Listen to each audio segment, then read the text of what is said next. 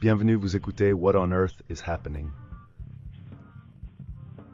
Au programme, conscience humaine, contrôle mental, loi naturelle, occultisme, et tout ce qui concerne la liberté des peuples de la planète. L'émission cherche à éclairer les zones d'ombre de notre monde et à proposer des solutions inspirantes à nos problèmes, alors que l'humanité s'approche d'un moment décisif. Et maintenant, voici votre animateur, Marc Passio.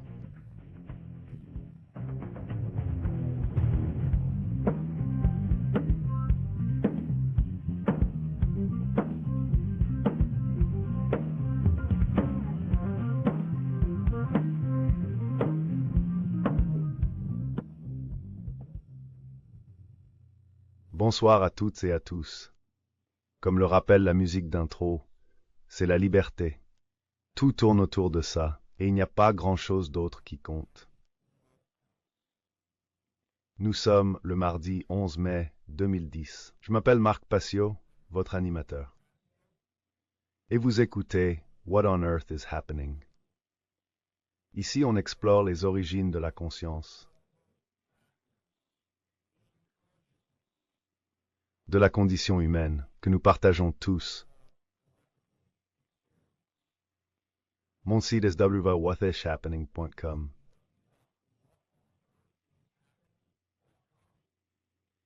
Et celui du réseau est revolutionbroadcasting.com. Émission en direct tous les mardis soirs pendant 2 heures, de 20h à 22h, heure de l'Est.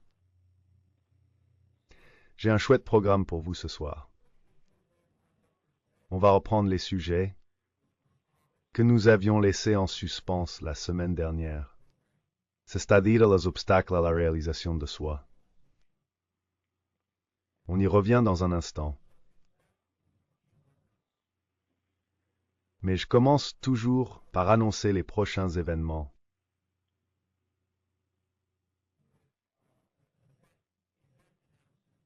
Dans la région de Philadelphie. Mais avant tout, je vous donne le numéro pour intervenir en direct. Si vous voulez participer à l'antenne, vous pouvez intervenir quand vous voulez.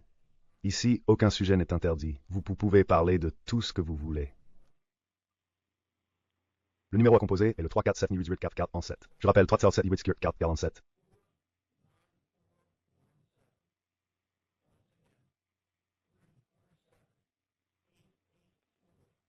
947. Quand vous appelez, restez en ligne. Je jette un œil au standard de temps en temps. Pendant l'émission. Je fais tout seul ici. Donc il se peut que je mette un peu de temps à répondre, qu'il y a quelqu'un en ligne. D'habitude, je réponds assez vite. Mais si c'est pas le cas, patientez en ligne. Et je prendrai votre appel dès que je pourrai. Voici le numéro à composer, 347-884-9417. Je vais commencer par rappeler l'annonce d'un événement que j'ai déjà partagé ces dernières semaines et que je continuerai à mentionner pendant encore 2 mois, jusqu'à la tenue de l'événement. Je le fais parce que cet événement est important. Et parce que l'homme qui l'inspire l'est tout le temps. Pour ceux qui ne connaissent pas encore Nikola Tesla, je vous invite à découvrir son parcours. Voyez l'ingéniosité dont il faisait preuve et tout ce qu'il a déjà apporté au monde et à chacun d'entre nous. Intéressez-vous aussi à sa vision, à ce qu'il imaginait pour l'avenir et pourquoi il est si essentiel aujourd'hui d'essayer de concrétiser cette vision. Cet été à Philadelphie, un événement aura lieu, nommé Nikola Tesla, célébration de l'indépendance énergétique. Du vendredi 9 au dimanche 11 juillet.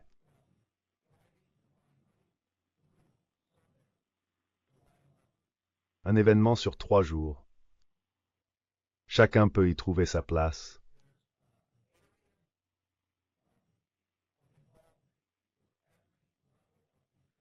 des scientifiques aux curieux, jusqu'aux touristes de passage à Philadelphie.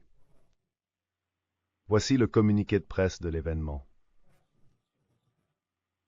Tesla Science Foundation rassemble scientifiques, inventeurs et passionnés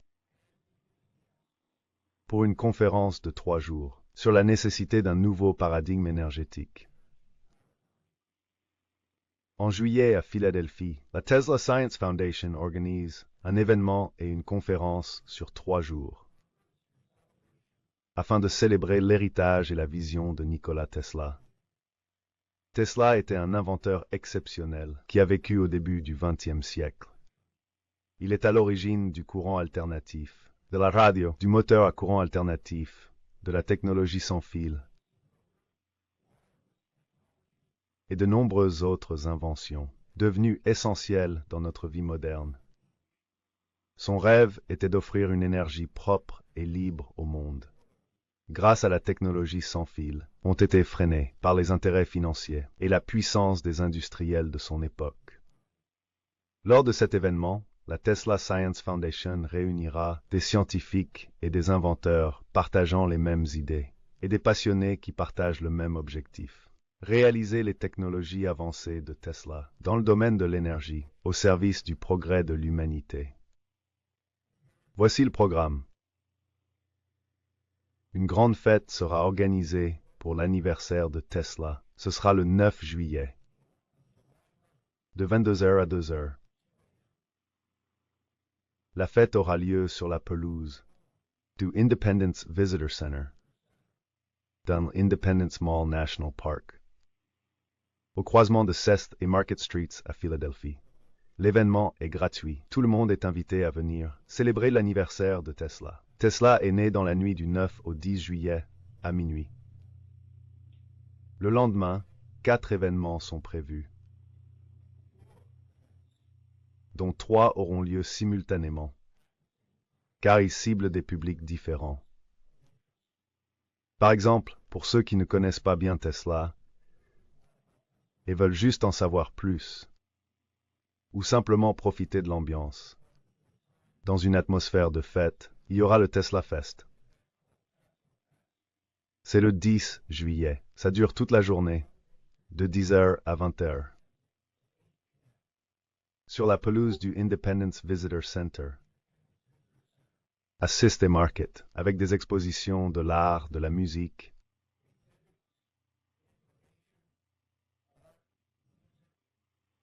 Un moment sympa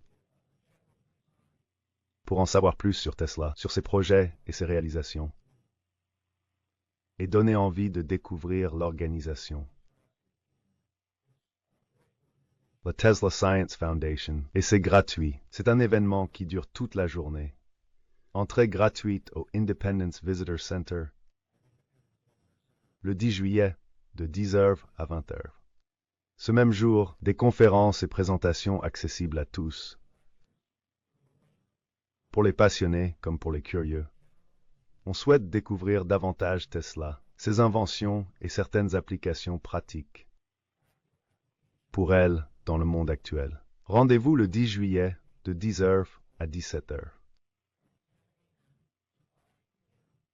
à la Free Library de Philadelphie, 1901 Vine Street. J'aurai le plaisir d'animer cet événement. Je vais vous présenter tous les intervenants. La liste des intervenants est prête.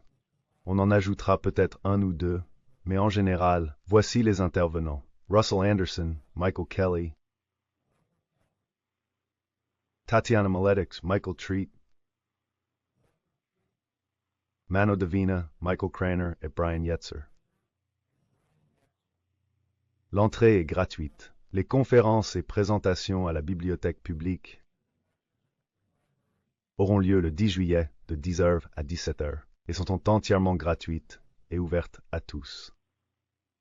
Ce même jour, une conférence scientifique est organisée. C'est une conférence sur 2 jours, les 10 et 11 juillet,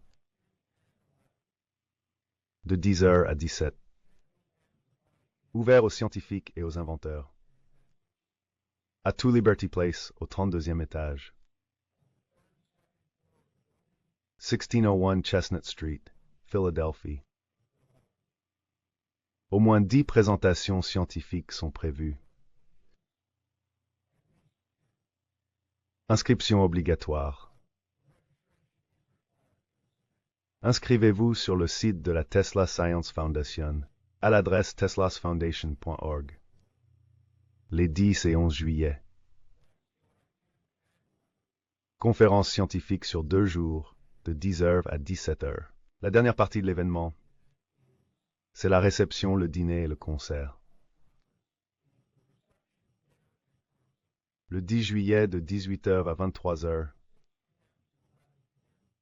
à l'Arch Street Meeting House. Je me suis trompé. L'Arch Street Meeting House est au 320 Arch Street.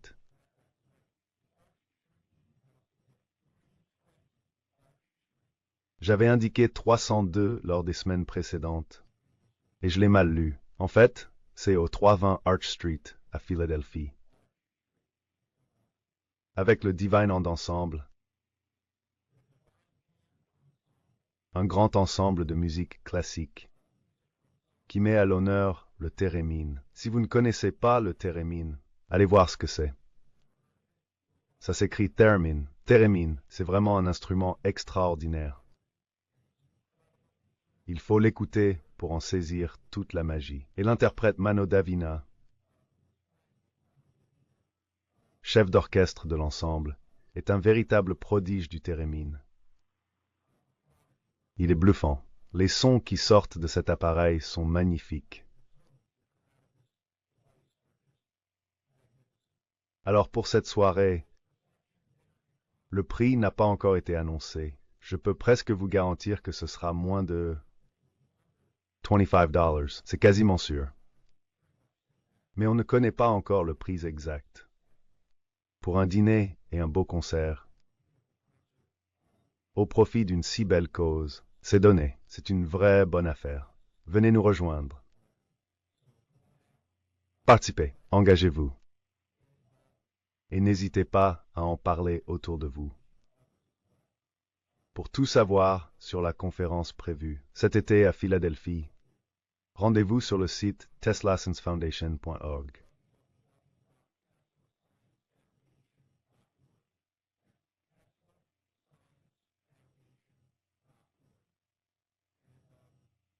Il existe aussi un groupe Meetup, si vous voulez participer aux activités locales à Philadelphie. Rejoignez le groupe sur ntesla.meetup.com 38. Le numéro 3838. Je répète, le groupe Meetup.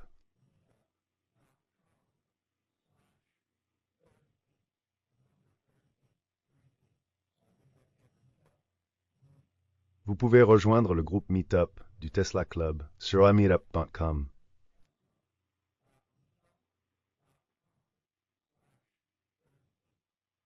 Voilà, c'est tout pour les annonces d'aujourd'hui. J'ai encore une annonce pour la région de Philadelphie.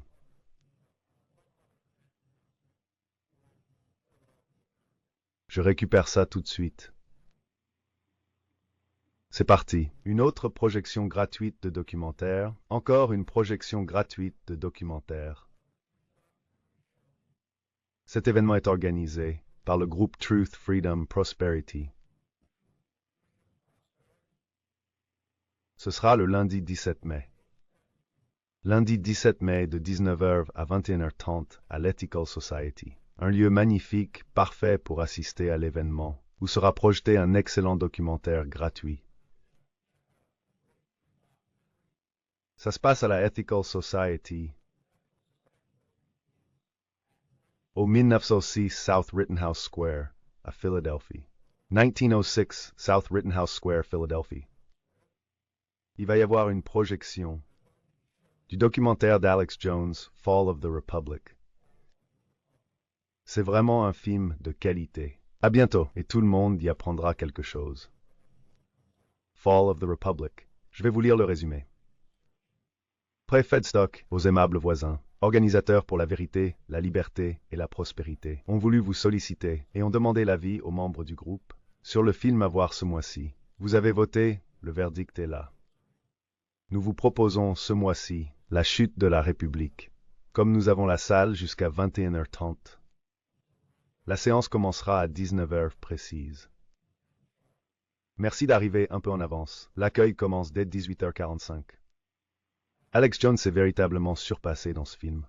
Nous vous assurons que pour vous et votre invité, ça en vaudra la peine. À condition de venir l'esprit ouvert. La projection est prévue du documentaire Fall of the Republic d'Alex Jones au bâtiment de l'Ethical Society au 1906, South Rittenhouse Square, lundi 17 mai à 19h. Essayez d'arriver un peu en avance, car le film est assez long. La salle de conférence, au 2e étage, sera disponible jusqu'à 21h30. Le début sera à 19h précise. Voilà, c'est tout. C'était tout pour les annonces de l'événement. J'ai une petite anecdote sympa à vous raconter sur ce qui m'est arrivé plus tôt aujourd'hui. Je faisais quelques trucs en lien avec le groupe Tesla d'ici. Je suis passé à la bibliothèque parce que je vais animer l'événement là-bas. J'y suis allé pour voir les lieux et voir ce dont on aurait besoin. Comme ça, pour l'équipe logistique, je pourrais leur dire ce qu'il nous faudra. Combien de personnes il faudra pour ça? Pour aider sur la technique sur place. Sortant, je suis rentré chez moi à pied. Je longeais Arch Street à Philadelphie.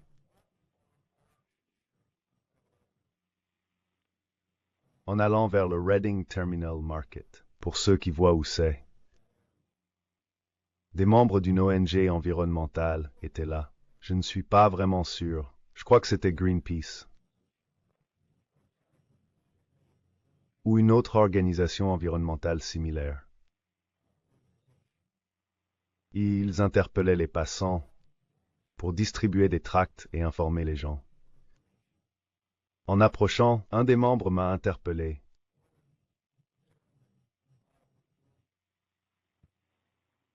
Et a dit, Monsieur, vous avez 1 minute pour l'environnement. Bien sûr. Et vous, vous avez un moment? Comment ça? Justement, j'avais des infos sur Nikola Tesla avec moi. Car j'allais voir une entreprise qui pourrait sponsoriser l'événement. Ce n'est pas encore fait, mais je leur apportais des infos. J'espère que ça va marcher et qu'ils accepteront de nous soutenir. Je sais pas encore, mais je leur ai quand même donné des infos. J'avais quelques infos sous la main. Beaucoup du mouvement écologiste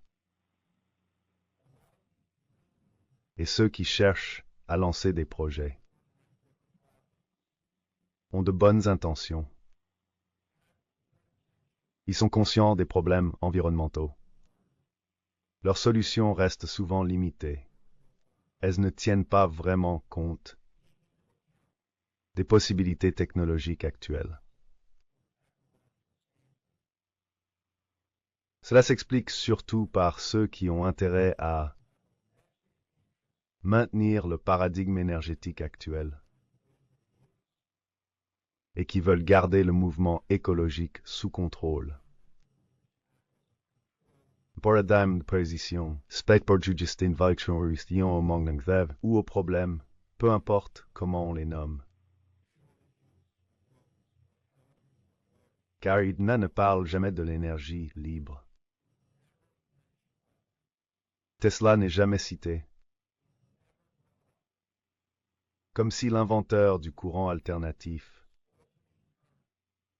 qui alimente nos maisons et nos appareils aujourd'hui avec tout son génie et sa vision avant-gardiste pour la science.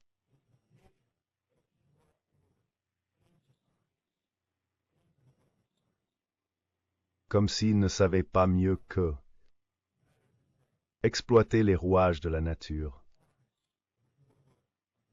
Comme il disait, utiliser les immenses réserves d'énergie qui nous entourent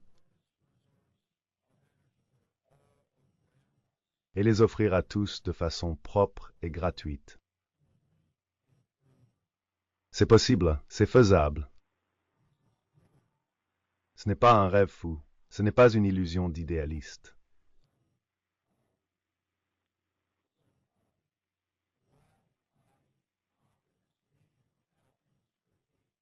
C'est vraiment possible. Tesla était sur la bonne voie pour y arriver.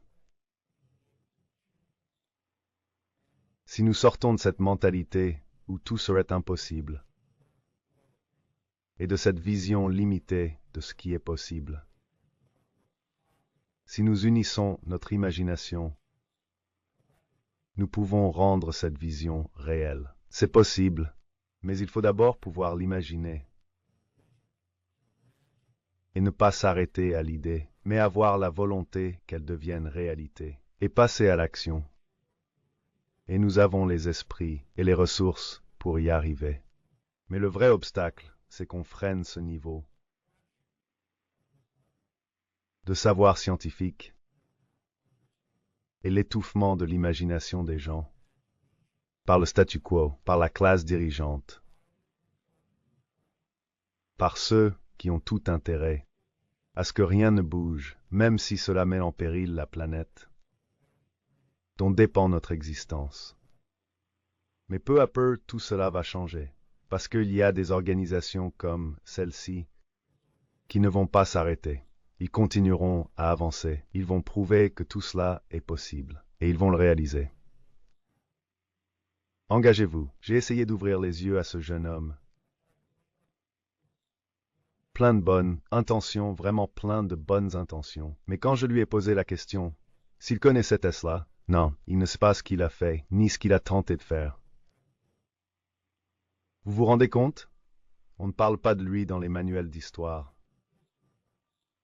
Parce qu'on ne veut pas que les élèves croient que c'est faisable. On veut qu'ils se contentent de la réalité et qu'ils pensent que ça a toujours été comme ça. Et croire que ce sera toujours ainsi. Mais c'est complètement faux. Alors je lui ai expliqué qui était Tesla et ce qu'il a voulu accomplir, et j'ai vu que ça le faisait réfléchir.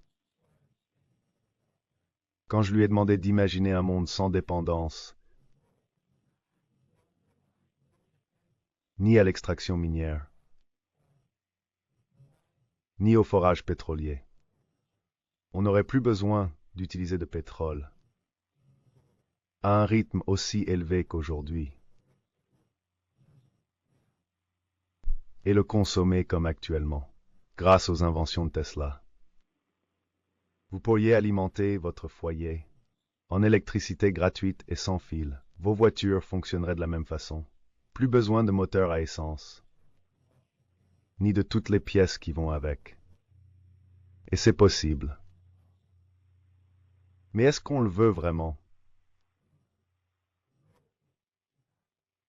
Avance-nous la force intérieure et l'esprit de découverte pour unir la science et l'imagination. Avec la créativité dont Tesla a fait preuve et qu'il a affiché toute sa vie, nous devons prendre quelqu'un comme Tesla comme source d'inspiration pour ce qui est possible. Voilà comment je vois Tesla, voilà pourquoi je suis avec ce groupe. C'est pour ça que je suis à cette conférence. Parce qu'au fond, contrôler l'énergie, c'est contrôler les gens. C'est simple. Cette émission, c'est la liberté. Je pense qu'il est temps de libérer l'énergie, parce que l'énergie est à la base de tout. Et si elle reste dans un système contrôlé, on restera enfermé dans ce système. C'est essentiel, clé pour comprendre l'ensemble du problème, comment l'énergie est maîtrisée et comment ceux qui l'ont en main s'en servent. Pour nous dominer, tout repose sur une pénurie artificielle. Le but, c'est de nous garder dépendants, toujours dépendants, Maintenant que l'événement est annoncé et l'anecdote racontée, je redonne le numéro pour appeler. Espérons qu'on aura des appels aujourd'hui et qu'on pourra mixer ça avec nos réflexions philosophiques que j'avais prévu d'aborder aujourd'hui. Le standard est au 347-8-4-9-47. 347-884-9417. Aujourd'hui, on va poursuivre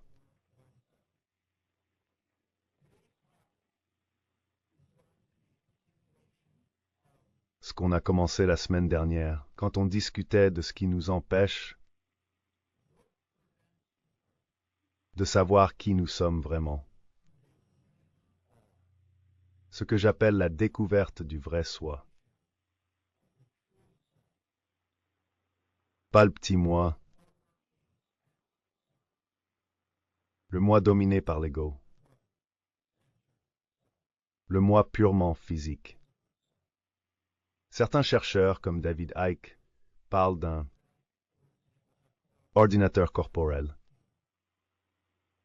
Le soi physique limité aux 5 sens. Le soi avec un petit s. Qu'est-ce qui nous empêche de saisir notre soi supérieur? Le soi avec un grand S. Alors pourquoi est-ce si important à comprendre? Pourquoi est-il essentiel de distinguer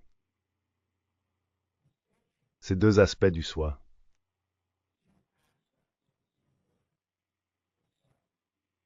Nous avons commencé cette émission il y a quelques semaines. Et j'ai avancé que, finalement, la seule connaissance qui compte vraiment, c'est la connaissance de soi. Cette connaissance peut vraiment nous aider à sortir du chaos où nous sommes piégés aujourd'hui. C'est comprendre qui nous sommes au plus profond de nous-mêmes. Se connaître soi-même. C'est essentiel car, si l'on veut comprendre les causes fondamentales, à l'origine de la souffrance que nous vivons sur cette terre, il faut savoir distinguer le vrai du faux.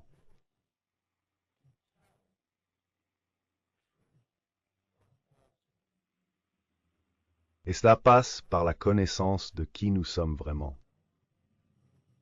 par la compréhension de notre vrai moi, de nos aspects les plus élevés. Voilà ce qu'est la conscience. La conscience, c'est lâcher prise. C'est se libérer de l'attachement et des illusions. Sortir du monde imaginaire et de croire à des chimères.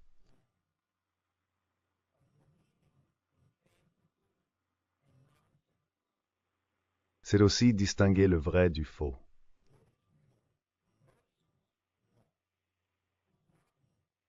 Comprendre la vérité, c'est reconnaître ce qui est réel et distinguer cela de l'illusion. C'est-à-dire las fausses perceptions de la réalité, ou bien la tromperie et le mensonge. Et malheureusement, si l'humanité est dans cette situation malheureuse, aujourd'hui, c'est parce qu'en grande partie, la plupart des gens n'ont pas développé cette capacité. Savoir reconnaître le vrai du faux. C'est la cause profonde de nos souffrances.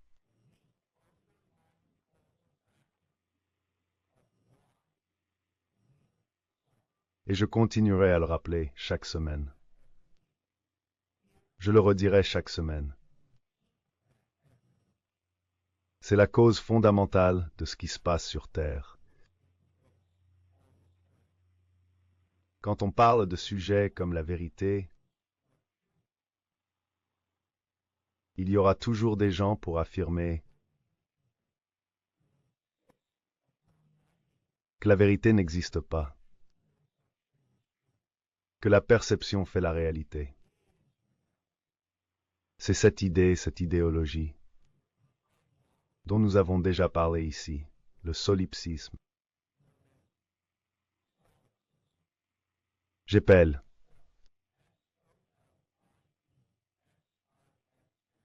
Renseignez-vous, comprenez bien. Comprenez aussi que c'est la principale idéologie à l'origine de la souffrance. Beaucoup persistent à croire qu'il est impossible de vraiment savoir ce qui se passe, ni connaître la vérité. Et ils affirment que leur perception est la réalité. Pas seulement leur vision de la réalité, mais que la perception est la réalité. Cette idéologie enracine toutes les autres et qui provoque la souffrance humaine. Ça s'appelle le solipsisme. Cela mène à un scientisme froid, purement rationnel, ou à une grande intelligence déconnectée de la sagesse. C'est comme ça qu'on en arrive à construire des bombes à hydrogène, au lieu de laisser la sagesse s'exprimer et de se demander: doit-on vraiment construire des bombes à hydrogène? Pas simplement se demander: est-ce possible? Et si on est bien payé, on les fabrique. Voilà, c'est juste de l'intelligence, rien de plus. La logique pure se contente de dire: et je le fais si on me paie assez. Regardons si c'est possible. Et s'il y a un budget, je suis partant.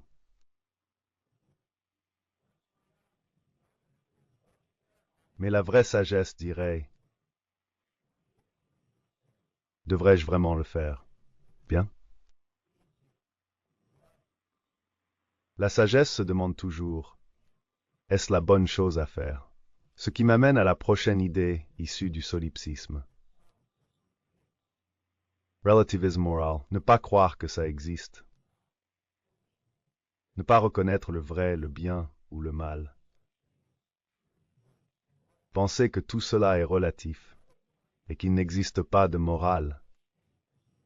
C'est cohérent sur le plan idéologique, puisque s'il n'y a pas de vérité, comme le pense un solipsiste, alors la morale disparaît forcément. Puisqu'il n'y a ni bien ni mal, tout est relatif. C'est ce qu'on appelle le relativisme moral. C'est une pente très rapide et glissante qui mène tout droit au darwinisme social. L'idée que certains peuvent décider qui a le droit de vivre ou de mourir. Et c'est ainsi qu'on en arrive au totalitarisme, à l'eugénisme, au génocide, et à toutes les autres formes extrêmes de souffrance que l'humanité a connues et qui semblent se répéter sans fin.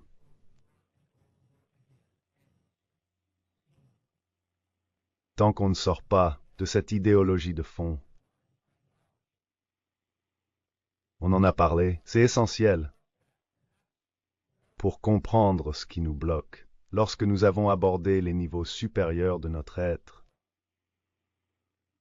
les aspects de la conscience humaine, notamment la pensée, l'émotion et l'action, et comment ces trois éléments doivent être réunis en harmonie, les uns avec les autres, afin que nous devenions des êtres dont les pensées, les émotions et les actions sont alignées et qui ne peuvent pas être divisés en leur sein par la force appelée opposition.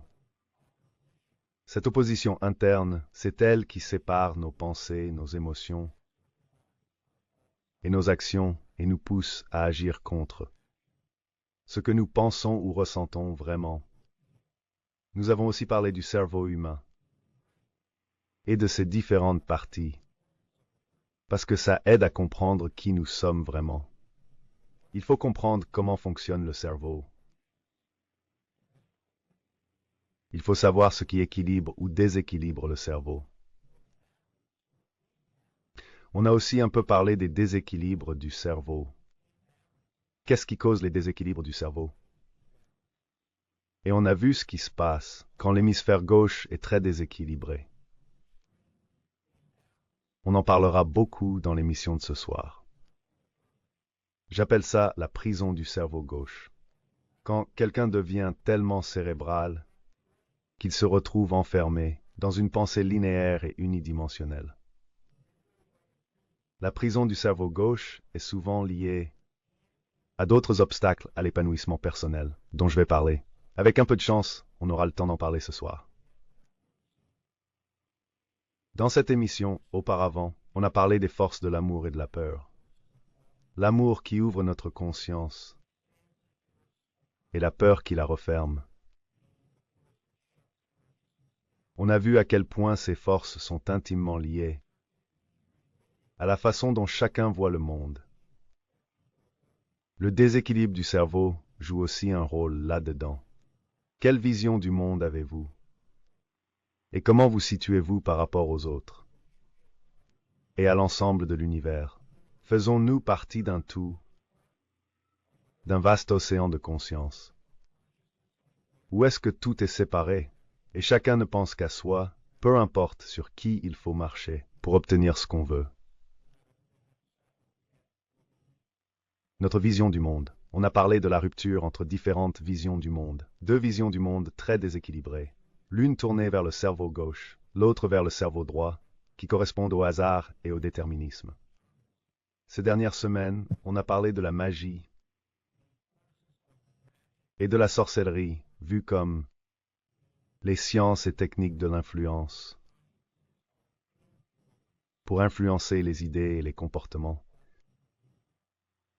Comment transformer les choses, pas seulement pour soi, mais aussi chez les autres, grâce à l'influence. On a vu que ces forces conduisent soit à l'ordre, soit au chaos. Et pour comprendre Jamar et le chaos émergent dans le monde, on parle de la loi naturelle. On a beaucoup parlé de la loi naturelle ces dernières semaines, et on ira encore plus loin dans les prochaines semaines. Qu'est-ce qui engendre l'ordre? Qu'est-ce qui provoque le chaos? L'ordre repose en dernier ressort sur la dynamique de l'éveil de la conscience ou l'énergie de l'amour. Il repose aussi sur l'équilibre du cerveau, sur l'équilibre entre les hémisphères gauche et droit. Le chaos trouve son origine dans la peur et aussi dans la volonté de contrôler les autres. Ce comportement découle de la peur ou d'une force qui éteint notre conscience, si bien que nous ne savons plus qui nous sommes et nous restons perdus intérieurement. Et nous restons en conflit avec le monde extérieur. C'est ainsi que naît le chaos. Après avoir parlé de toutes ces dynamiques que vous pouvez retrouver en écoutant les anciens podcasts, tout est disponible sur mon site whatonearthishappening.com. La page podcast a été entièrement repensée. Vous pouvez écouter les épisodes directement sur le site ou les télécharger au format MP3 et les écouter sur un appareil portable. Maintenant, il y a des images là-haut qui sont associées à chaque podcast. Parmi les sujets abordés, des images sont disponibles pour chaque épisode. Rendez-vous sur whatonearthishappening.com et cliquez sur l'onglet Podcast. Vous y accédez directement. Vous trouverez une description de chaque épisode. L'audio et les images sont disponibles au même endroit. La semaine dernière, nous m'avons fait des obstacles à la réalisation de soi. Je vais maintenant les rappeler. Puis nous les verrons un par un, et j'expliquerai chacun plus en détail.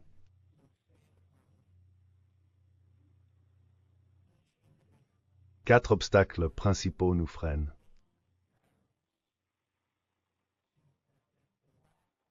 Ce sont des barrières déjà existantes. Dès notre naissance, et que nous ne cessons de renforcer.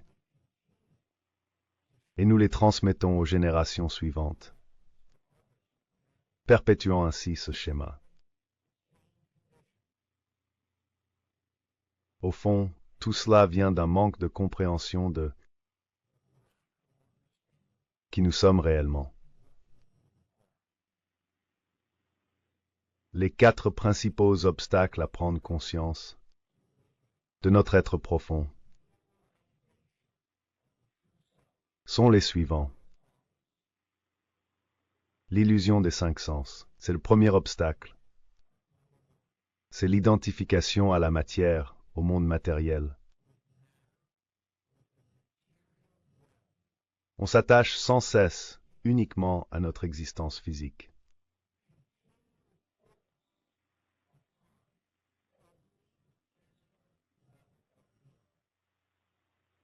Le niveau physique de l'existence compte. Mais s'y accrocher à ce point et négliger totalement la dimension mentale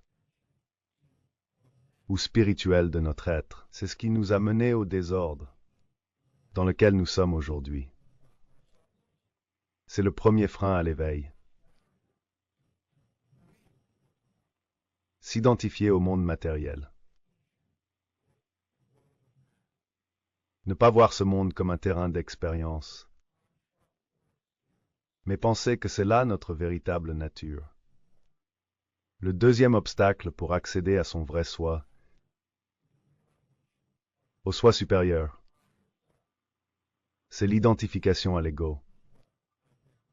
C'est une autre façon de s'identifier à ce qu'on n'est pas. Autrement dit, à une illusion. C'est s'identifier au rôle qu'on joue et penser que ce rôle, c'est nous. C'est comme un acteur qui commence à croire qu'il est son personnage. On appelle ça l'identification à l'ego, et on va explorer ce que ça signifie plus en profondeur, et voir concrètement ce que j'entends par ego, dans le sens où je l'utilise ici. Voilà le deuxième obstacle à la réalisation de soi. La troisième barrière, c'est l'emprisonnement dans le cerveau gauche. C'est une méthode largement utilisée par les manipulateurs. Ceux qui cherchent à contrôler les autres et les empêchent d'en prendre pleinement conscience, ou de voir comment ils sont manipulés. Je vous l'assure, la grande majorité des gens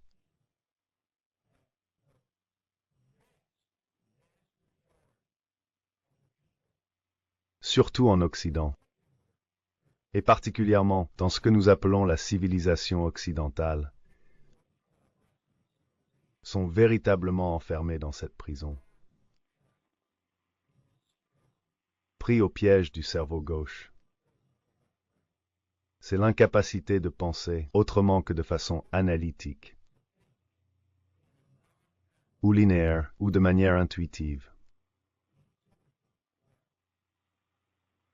Ce qui emprisonne surtout les gens ici, c'est l'endoctrinement. Un endoctrinement soigneusement planifié et méthodique, auquel ils sont soumis à travers le système éducatif moderne de notre société occidentale. Cela ne veut pas dire que les sociétés orientales, dans l'hémisphère oriental, ne rencontrent pas ce même problème, car beaucoup d'entre eux le font aussi, et il est encore plus répandu en Occident. Mais c'est surtout un outil privilégié du contrôle mental.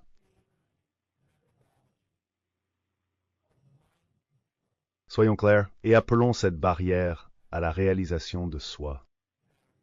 Par son véritable nom, c'est une des techniques du contrôle mental. Et si tu ne crois toujours pas que le contrôle mental est vraiment derrière tout ça, alors tu n'as vraiment rien appris. C'est ça qui détruit vraiment la liberté humaine.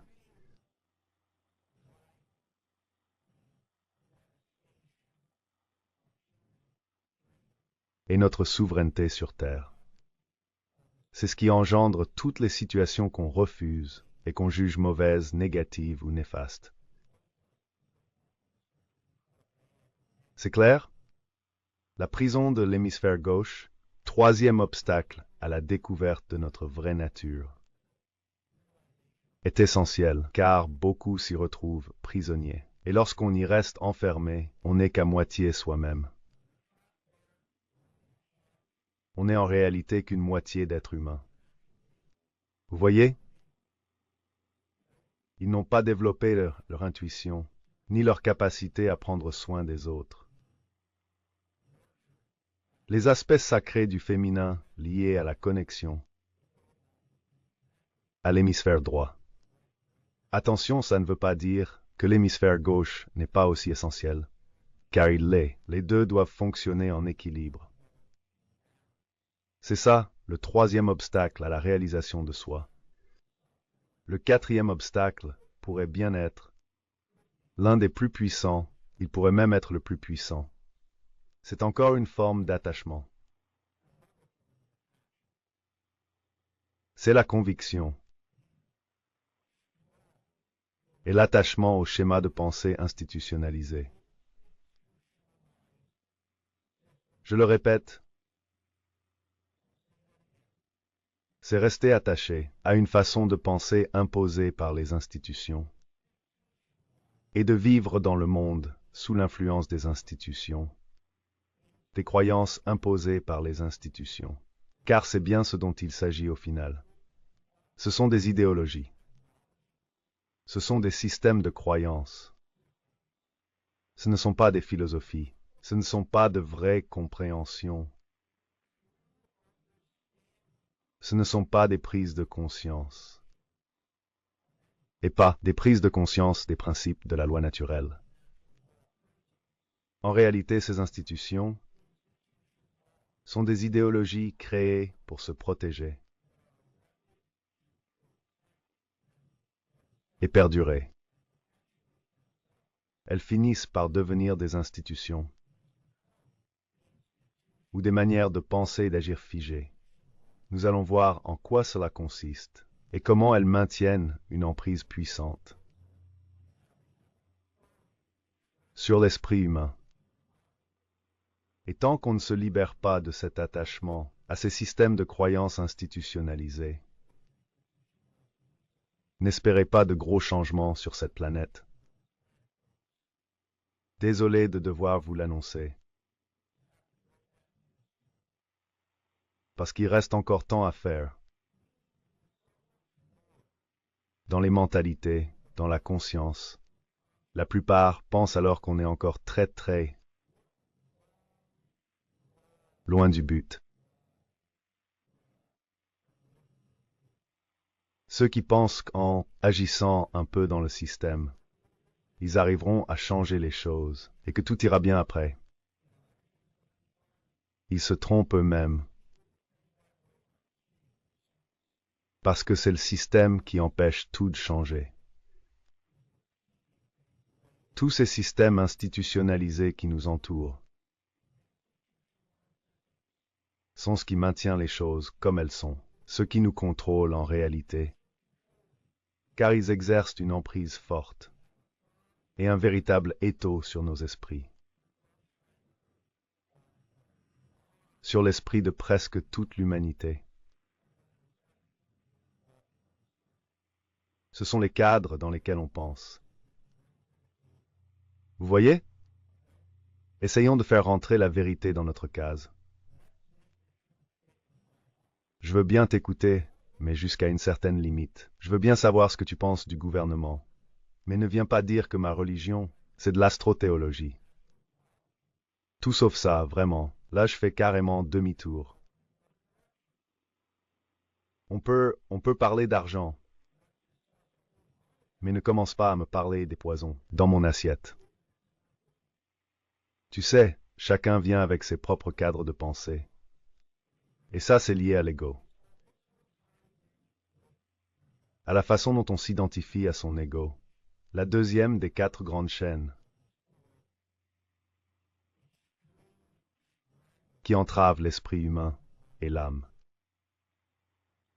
L'ego, c'est surtout l'incapacité de dire « je me suis trompé ».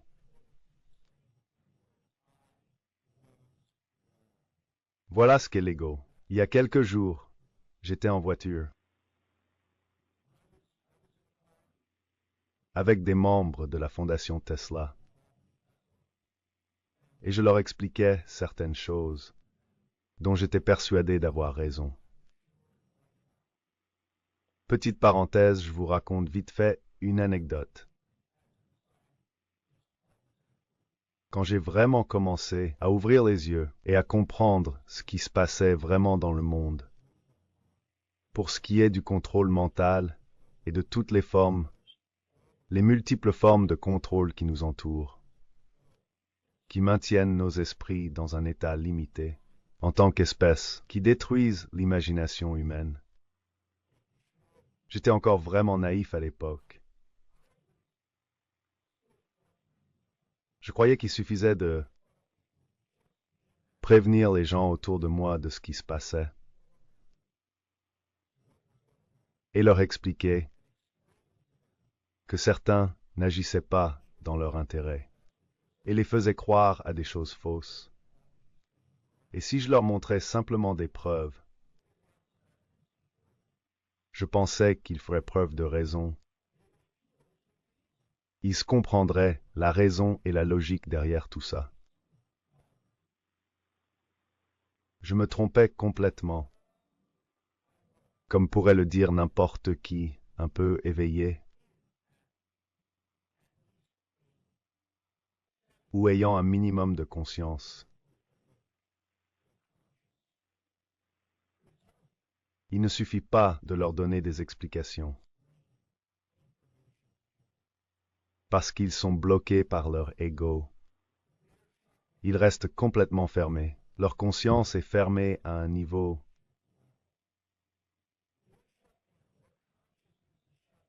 où ils refusent même d'admettre qu'ils peuvent avoir tort, sur des idées auxquelles ils tiennent fermement et dont ils sont convaincus qu'ils ont admises comme leur réalité. Et on finit par croire que c'était la bonne vision. Ils s'y sont profondément attachés et renoncer à cela, ou même juste penser à le faire leur, est insupportable. Car leur identité en dépend, c'est la deuxième barrière.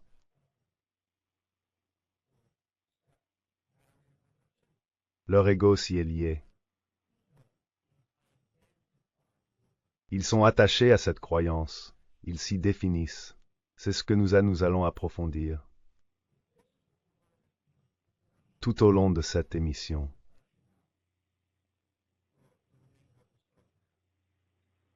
Je vais commencer par le premier point déjà évoqué brièvement à la fin de l'émission précédente. C'était l'illusion des cinq sens. L'illusion des cinq sens. On a vu que nos cinq sens sont des façons de percevoir la réalité. Ce sont des moyens de ressentir l'univers.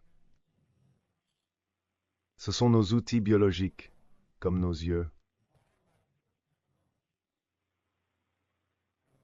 Ce sont des récepteurs pour certaines fréquences de la lumière visible.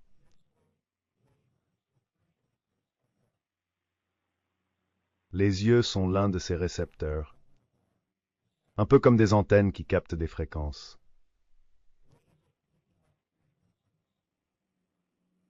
Et il y a aussi les oreilles. Nous pouvons entendre certains sons dans une plage de fréquences limitée. Grâce à nos organes qui sont sensibles à ces fréquences, capables de les percevoir. Notre odorat fonctionne sur le même principe. Il en va de même pour le toucher et le goût. Les cinq sens. Mais pourquoi parler des cinq sens? C'est une illusion, parce que nous nous restreignons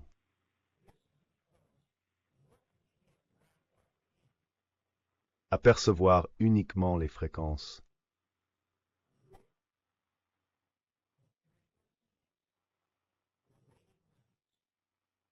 que nos sens sont capables de détecter. Nous nous enfermons dans cette croyance qu'il n'existe rien d'autre que ça.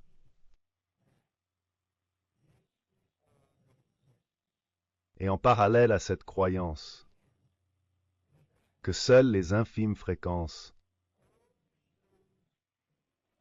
dans la totalité des gammes de fréquences, qui existent réellement, à nos sens, sont les seules qui existent. Et avec cette vision limitée, où notre façon de voir ce que l'on peut percevoir va, avec l'idée que la matière est entièrement solide et qu'elle n'est qu'un objet matériel. Mais tout cela, c'est une idée abstraite. La plupart des gens ont du mal à accepter cette idée. Ceux pour qui c'est difficile à concevoir sont souvent des personnes très rationnelles ou enfermées dans une pensée analytique. Vous voyez, ça leur pose problème, parce que leurs sens leur disent « La matière est solide, je ne peux pas traverser ce morceau de bois avec ma main. » Ni ce bout de métal, ni cette brique, vous voyez. C'est solide. À notre échelle, c'est solide.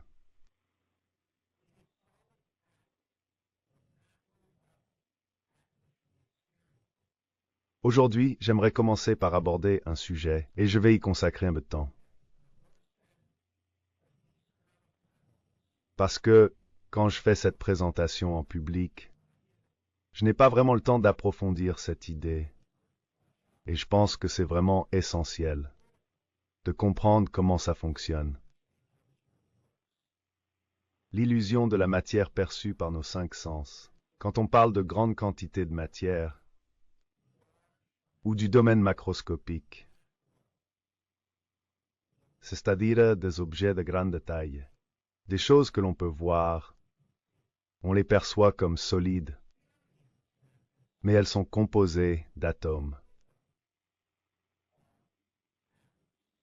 Et si vous demandez à quelqu'un qui connaît un peu la structure d'un atome, il vous dira d'abord, on ne comprend pas encore vraiment ce qu'est un atome. Même aujourd'hui, et un atome est loin d'être solide.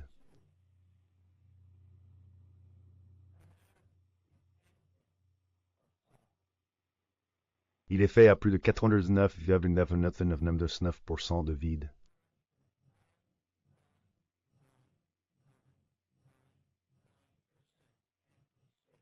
Les physiciens quantiques,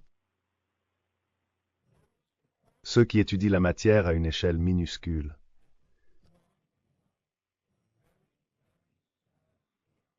vous diront que même à cette échelle, la matière qu'on pense solide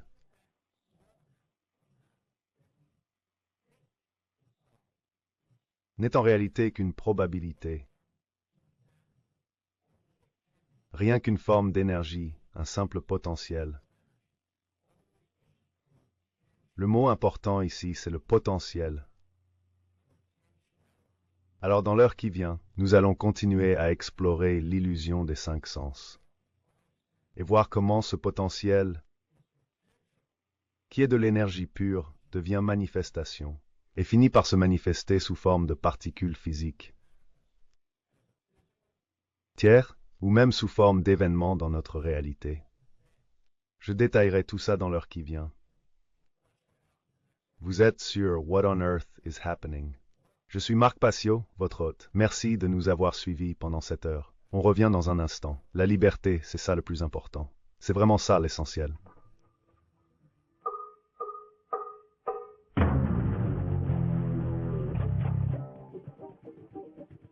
Il faut vivre la liberté à fond, comme le disent les sages. Bienvenue, vous êtes à l'écoute de What on Earth is Happening.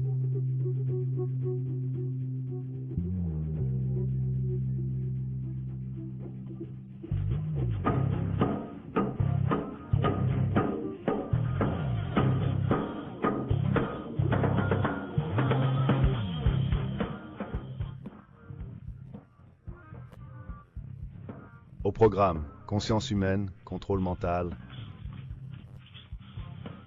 loi naturelle, occultisme et toutes les questions qui touchent à la liberté de chacun sur Terre. Que se passe-t-il dans notre monde?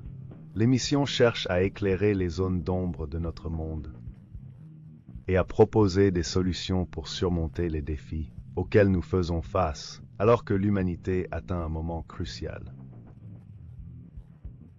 Et maintenant, place à votre hôte, Marc Passio.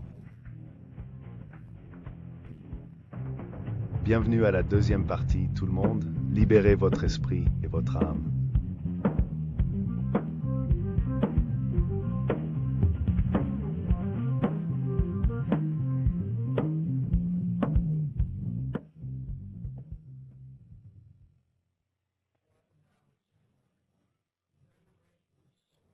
Ne tient qu'à vous de le découvrir. Un conseil précieux. Avis aux intéressés. La musique d'intro de l'émission est signée Cathedral. C'est l'un de mes groupes favoris. Le groupe est mené par Lee Dorian, un type génial. Ils viennent du Royaume-Uni. Je vais commencer tout de suite par les annonces d'événements que je lis à chaque début d'heure dans cette émission. Puis on continuera à explorer les obstacles à l'éveil de notre véritable nature. Les freins à la réalisation de soi. Les barrières qu'il faut faire tomber pour sortir de ce piège.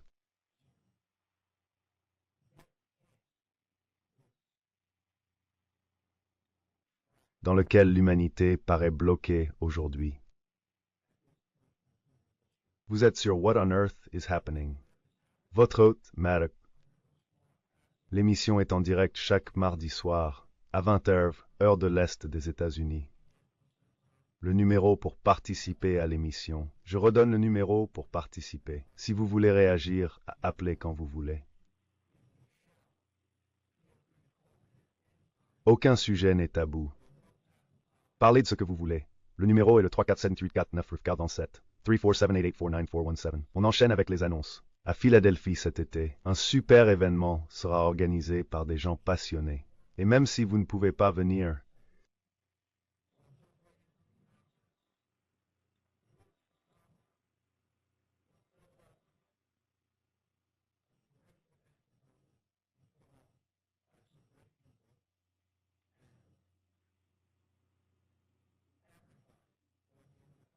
découvrez l'homme qui inspire cet événement. Nikola Tesla, fête de l'indépendance énergétique Nikola Tesla 2010. Les 9, 10 et 11 juillet à Philadelphie. La Tesla Science Foundation rassemble scientifiques, inventeurs et passionnés pour 3 jours de conférences sur la nécessité d'un nouveau modèle énergétique. En juillet, à Philadelphie, la Tesla Science Foundation propose 3 jours de conférences et de festivités pour rendre hommage à l'héritage de Nikola Tesla et à sa vision du monde. Tesla était un inventeur de génie qui a vécu au début du XXe siècle. Ses inventions ont rendu possible le courant alternatif et la radio, le moteur électrique et les technologies sans fil, et bien d'autres découvertes majeures, devenues banales aujourd'hui. Tesla rêvait d'offrir une énergie propre et gratuite au monde, grâce à des technologies sans fil avancées, mais elle a été freinée par les intérêts financiers et industriels de son époque. Lors de cet événement, la Tesla Science Foundation rassemblera des scientifiques et inventeurs partageant les mêmes idées, ainsi que des passionnés qui partagent le rêve de voir les technologies énergétiques avancées de Tesla se réaliser au service de l'humanité. Voici le programme. Le 9 juillet de 22h à 2h, la grande fête d'anniversaire de Tesla. Tesla est né à minuit, entre le 9 et le 10 juillet. Nous allons être sur la pelouse du Centre des visiteurs de l'Independence, à l'angle de 6th et Marquette à Philadelphie. Entrée gratuite et des bobines Tesla seront présentées. Ils lanceront des feux spéciaux façon Tesla, qu'ils appellent des feux d'artifice inspirés par Tesla. Ils feront une démonstration de bobines Tesla à minuit à l'heure de la naissance de Tesla. C'est la soirée d'anniversaire de Tesla, le 9 juillet, de 22h à 2h, au Independence Visitor Center, 6th Market, entrée libre. Ensuite, le Tesla Fest, un festival en plein air, toute la journée au Independence Visitor Center. Il y aura de la musique, il y aura également de l'art. Des expositions, des inventeurs avec leurs créations et des infos sur place. Entrée gratuite, le 10 juillet, toute la journée, au Independence Visitor Center, 6th et Market. C'est de 10h à 20h. Ça s'appelle la Tesla Fest. Maintenant, un mot sur les aspects plus sérieux de l'événement. Des conférences et présentations sur Tesla, sa vie et ses inventions, et sur leurs applications concrètes aujourd'hui. C'est le samedi 10 juillet, de 10h à 17h à la Free Library of Philadelphia, 1901 Vine Street, dans la grande salle de conférence. Je serai l'animateur de l'événement.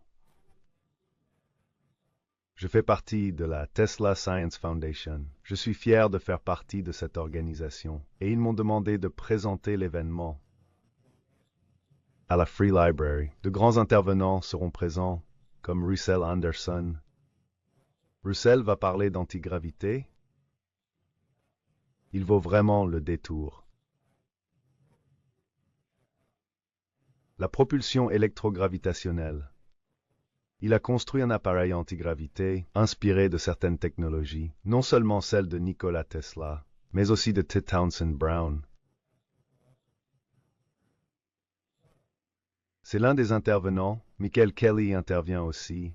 Tatiana Militek, Michael Treat, Mano Divina.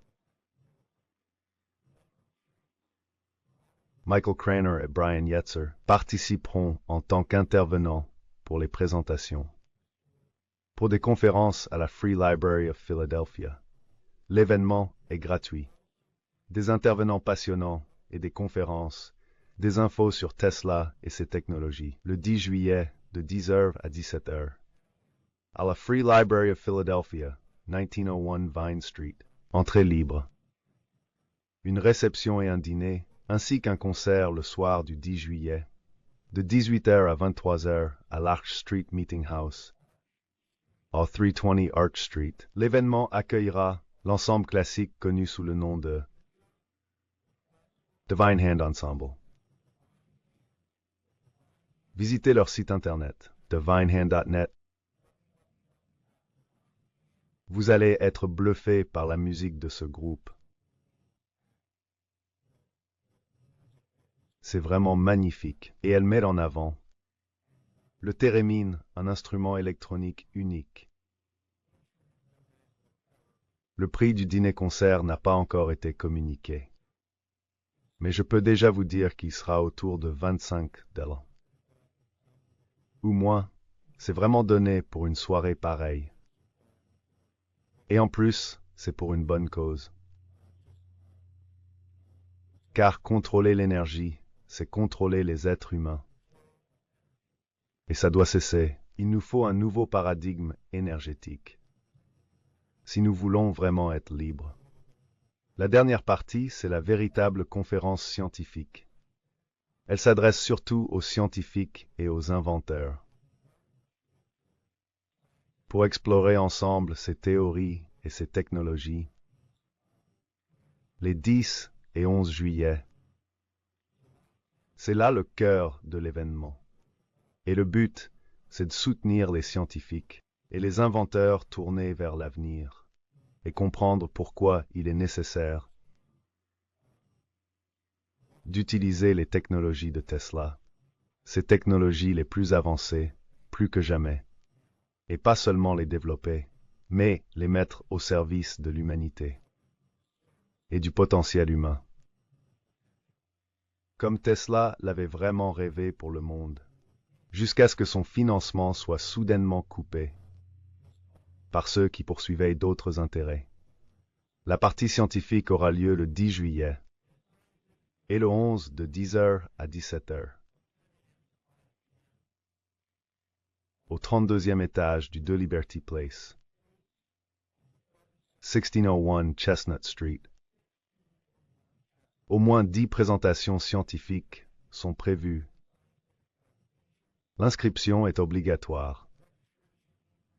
Je ne connais pas encore le prix exact. Vous pouvez vous inscrire à la partie scientifique de la conférence. Sur le site de la fondation Tesla Science Foundation. C'est le site à consulter pour les informations à venir. Pour toute information complémentaire, rendez-vous sur teslansfoundation.org. Vous pouvez aussi rejoindre leur groupe Meetup. Le groupe Meetup Nikola Tesla Club. Ils vous tiennent au courant des activités de la fondation Tesla dans la région. Vous pouvez rejoindre le groupe sur ntesla à meetup.com38. C'est ntesla écrit tout attaché.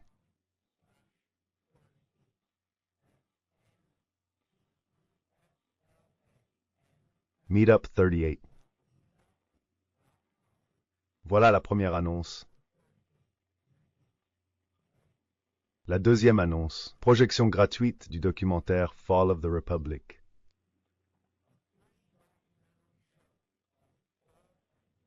Ça se passe à l'Ethical Society Building à Philadelphie, 906 South Rittenhouse Square, le lundi 17 mai de 19h à 21h30.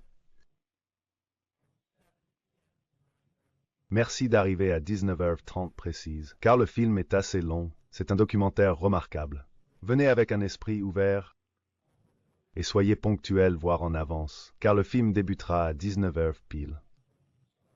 Documentaire gratuit, Fall of the Republic. Les très amis, invitez votre famille. Le documentaire est très bien fait et un documentaire très bien réalisé, qui explique la situation actuelle aux États-Unis. Ça a lieu au Ethical Society Building, un lieu idéal. L'endroit parfait pour une projection gratuite. Lundi 17 mai, 19h pile. Venez un peu avant. Voilà pour les annonces de la deuxième heure. On reprend tout de suite sur les idées philosophiques que nous abordions. Les concepts scientifiques évoqués. Dans la première partie, nous évoquions les obstacles à l'accomplissement de soi, les freins à la découverte de soi. En fait, dans le mot réalisation, on trouve un indice sur ce que cela signifie. Vous voyez avec votre véritable regard, car vous regardez avec vos propres yeux. Ce n'est pas un hasard. C'est pas non plus une coïncidence. C'est quelque chose que vous commencerez à saisir en comprenant de mieux en mieux ce qui se passe réellement. Et à mesure que votre conscience s'élargit et que vous accueillez de nouvelles possibilités et à l'imagination à des niveaux plus élevés, une compréhension plus profonde que le simple intellect et que la compréhension de l'hémisphère gauche. Quand vous vous ouvrez à la sagesse inhérente à la nature, au principe même de la loi naturelle. C'est cette intelligence divine qui structure la création.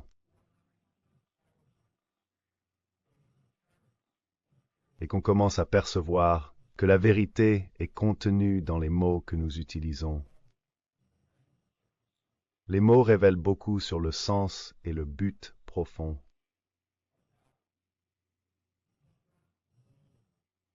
Et nous aident à mieux comprendre la réalité.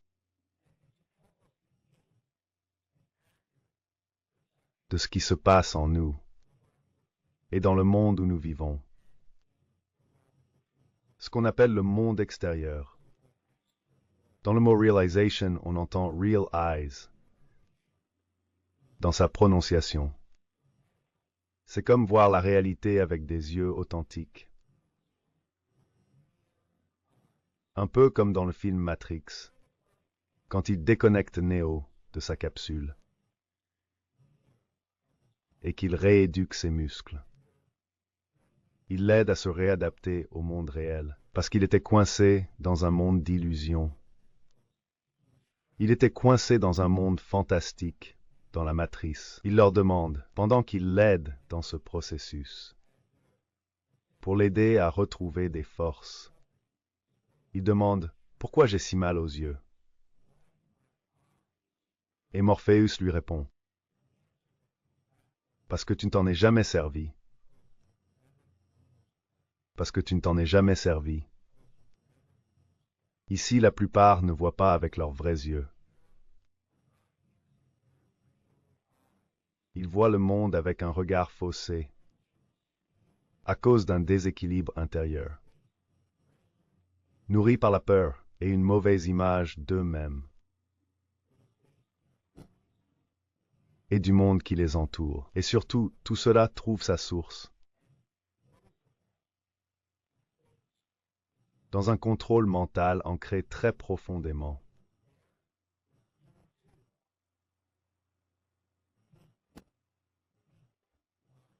Soyons clairs, pas de faux semblants. Disons les choses telles qu'elles sont. Contrôle mental. Au fond, s'affranchir de cette fausse vision de la réalité, du contrôle mental auquel la plupart des gens sont soumis, c'est accéder à la compréhension de sa véritable nature. C'est ça, se libérer du contrôle mental. Découvrir qui nous sommes vraiment. Atteindre la réalisation de soi. Ouvrir les yeux sur la réalité. Autrement dit, voir la vérité telle qu'elle est.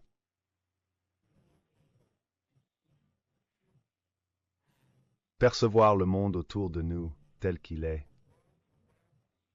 sans le déformer selon nos propres projections.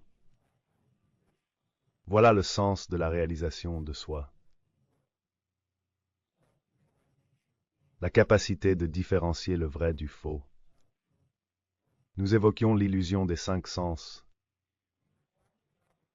Nos organes sensoriels sont faits pour percevoir seulement certaines fréquences de la réalité, mais pas toutes. Par exemple, l'œil humain ne voit pas les couleurs, situées en deçà du violet. Pardon, en deçà du rouge. C'est ce qu'on appelle l'infrarouge. Infra signifie en dessous. On ne voit pas ce qui est sous le rouge.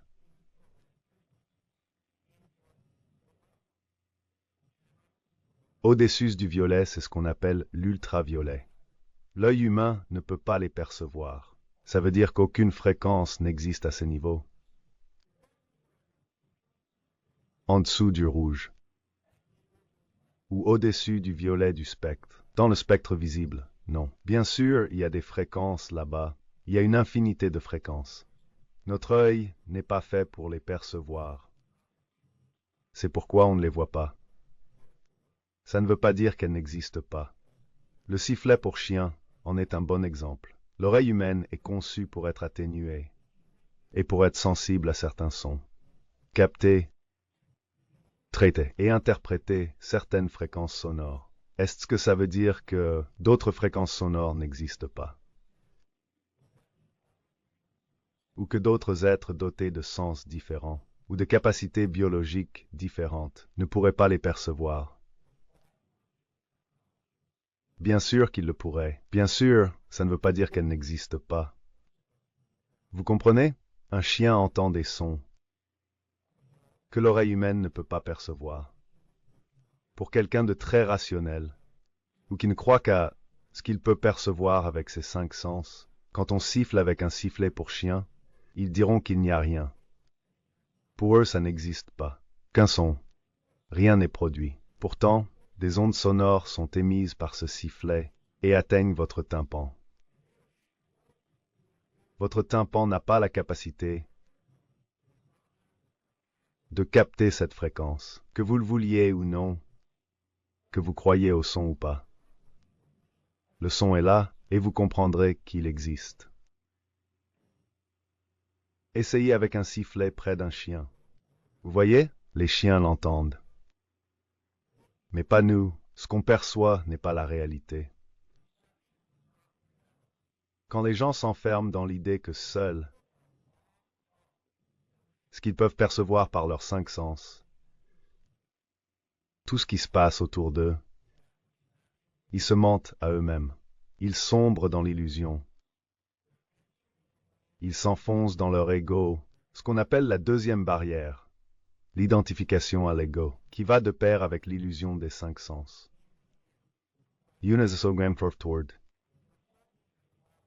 La façon dont certains voient la réalité uniquement comme ce qui est perçu par les cinq sens, mais aussi comme quelque chose de matériel et de totalement solide.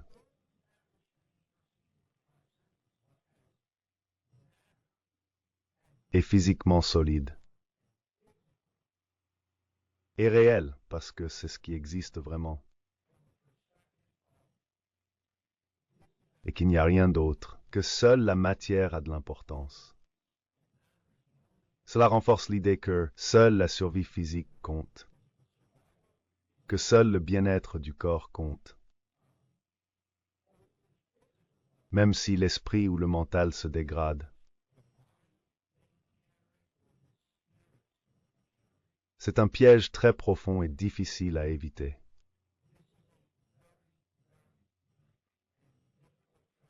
Et il est très compliqué d'en sortir, parce qu'une fois qu'on croit que seules les choses perceptibles existent,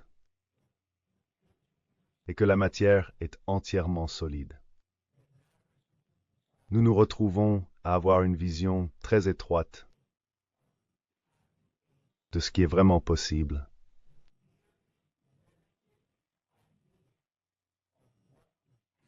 Parce que notre conception de la réalité est très limitée. Du coup, nous nous fermons à de nombreuses possibilités. On peut le voir comme ça. En fin de compte, on se prive de notre imagination.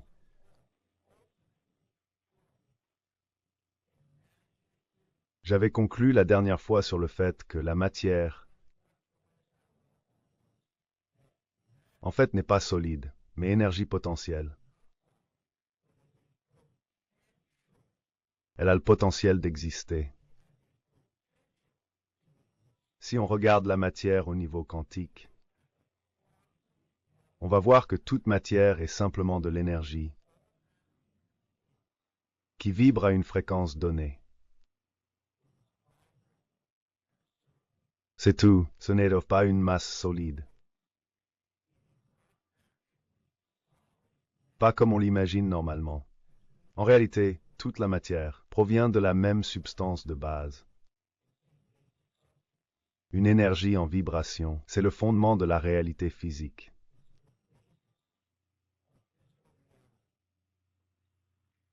Toute la réalité, toute la matière partagent ces mêmes propriétés. C'est ce qui nous compose. C'est aussi ce qui compose les étoiles et les galaxies. De l'infiniment minuscule à l'infiniment immense. À toutes les échelles.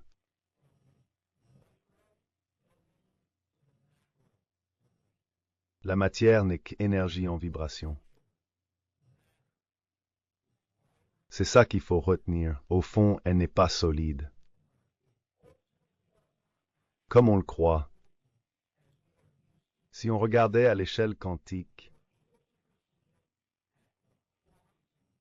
l'infiniment petit, on verrait que la matière, c'est juste de l'énergie qui vibre, sans vraie masse. Imaginez une corde de guitare qu'on vient de pincer et que vous la voyez bouger. On peut voir ça comme ça. Oh, cette corde occupe tous ces endroits à la fois. Pensez-y comme si vous faisiez tourner une corde à sauter très rapidement, au point qu'elle ressemble à une boule.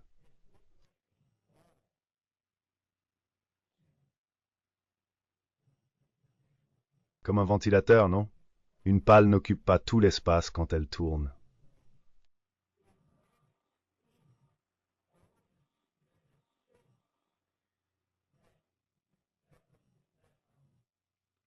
Elle n'occupe qu'environ la moitié, ou les 2 tiers de cet espace, dans lequel le ventilateur tourne. Pour autant, est-ce que vous ne voyez pas ce ventilateur comme quelque chose de solide? Si vous mettez le doigt dedans, bien sûr, mais ça ne veut pas dire que toute la surface sur laquelle tourne le ventilateur soit une partie solide. C'est pareil pour la matière et l'énergie. C'est la vibration donne l'impression que l'énergie est solide. Si vous prenez une corde ou une corde à sauter, comme je l'ai expliqué, et que vous la faites tourner très très vite, ça peut presque donner l'impression d'une boule solide, parce que personne ne pourrait passer la main à travers. La main serait stoppée, et selon la vitesse, on aurait vraiment l'impression que c'est solide, si rien d'autre ne pouvait passer à travers. Si vous voyez l'exemple visuel que je décris, c'est ça au final la matière. Pourquoi c'est important de le comprendre? Très bien, pour montrer pourquoi la matière en tant que potentiel est importante à comprendre. Je vais vous expliquer une expérience de mécanique quantique qui a stupéfié de nombreux scientifiques. Lors de ses premières expériences en laboratoire, qui a profondément changé notre compréhension de la façon dont nos pensées et nos actions créent la réalité que nous vivons.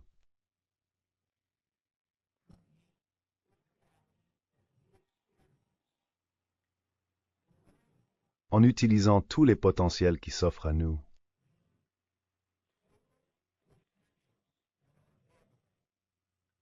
Certains parleraient d'imagination, d'autres évoquent le champ unifié, et certains y voient le domaine de la pure potentialité. On lui donne de nombreux noms. Royaume de l'imaginaire, domaine de la pure potentialité, champ unifié. C'est la source de toutes les possibilités.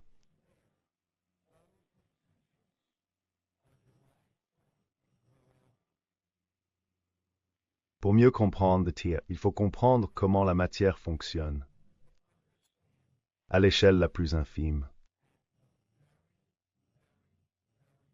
Quand on comprend vraiment la matière au niveau quantique, je sais c'est un peu scientifique et un peu technique, mais si on comprend vraiment en profondeur, si on capte vraiment ce qui se dit ici, on comprendra comment on crée notre réalité à grande échelle, à un niveau plus large, par nos choix. En prenant des décisions, nous fermons certaines voies possibles. Elles éliminent des possibilités. Nos choix font disparaître des possibles, ainsi que notre vision du monde, par notre façon de penser et de ressentir, et surtout par les choix qui nous poussent à agir. Dans le monde entier, beaucoup de gens font la même chose. Nous faisons tous ce choix chaque jour. Nous choisissons comment utiliser notre temps. Nous pensons à nous et à notre place dans le monde, et notre ressenti face à différentes situations. Ce que nous ferons de notre temps, comment nous utiliserons nos ressources, comment nous mettrons notre intelligence à profit, comment nous agissons selon nos ressentis, et au final ce que nous choisirons de faire, l'action que nous allons vraiment accomplir. Quand chacun agit ainsi, nous concrétisons les possibilités qui pourraient exister. Pour que les choses prennent forme, les potentialités que nous transformons en ce que nous vivons concrètement dans le monde. Nous allons comprendre cela un peu mieux en observant le comportement de la matière à un niveau très fondamental, au niveau quantique, à l'échelle minuscule. Le mot quantum signifie quantité. En latin, quantum veut dire quantité. Ce terme désigne un paquet d'énergie ou une quantité de matière qui au fond est de l'énergie, comme on vient de l'évoquer. Il existe une expérience scientifique qui n'est pas toute récente. Elle existe depuis presque 20 ans, voire plus. Peut-être même plus longtemps. On l'appelle l'expérience des deux fentes. L'expérience des deux fentes. Fente. Comme une entaille dans quelque chose. L'expérience des deux fentes. Allez voir une vidéo là-dessus sur Internet. Je mettrai peut-être une vidéo à ce sujet sur la page du podcast un de ces jours. Ce soir ou demain. Allez voir une vidéo sur l'expérience des deux fentes. C'est incroyable de voir comment la matière fonctionne. À petite échelle. Mais ce qui est encore plus fou, c'est après avoir expliqué cette expérience et pourquoi ça a sidéré des physiciens du monde entier, qui au début n'y croyaient même pas, ou n'arrivaient pas à accepter ce qu'ils voyaient. Ce que ça va nous aider à comprendre, comment nos choix influencent ce qu'on vit à grande échelle. Puisqu'au fond, on est tous faits de cette même matière. À l'échelle quantique, ce comportement reste toujours le même. Au final, nos choix, notre conscience et notre libre arbitre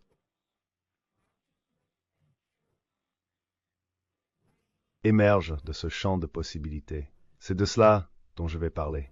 Lorsque j'évoque l'expérience, parmi ces potentiels disponibles, toutes ces possibilités se réduisent en une seule réalité. Et cela engendre les événements concrets de notre vie. Je vais détailler cela, mais commençons déjà par l'expérience. L'expérience des deux fentes observe le comportement de la matière à l'échelle de l'infiniment petit. Les scientifiques cherchent à comprendre ce qu'est un électron, l'une des plus petites particules qui existent. Mais au fond, qu'est-ce qu'un électron? Il tourne autour du noyau de l'atome en plein centre. Avant de parler de l'expérience à l'échelle quantique, visualisons d'abord comment se présente l'expérience. Parce que avant d'utiliser des électrons, voyons ça à une échelle plus grande. Imagine qu'on fasse l'expérience avec des balles de ping-pong ou des balles de golf, par exemple. Imaginons qu'on découpe une fente verticale dans une porte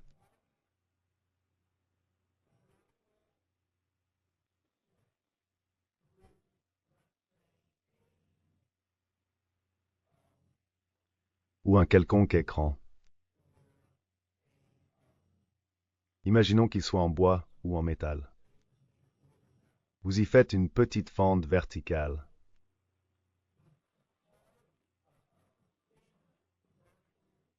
Disons que vous avez un panneau en bois.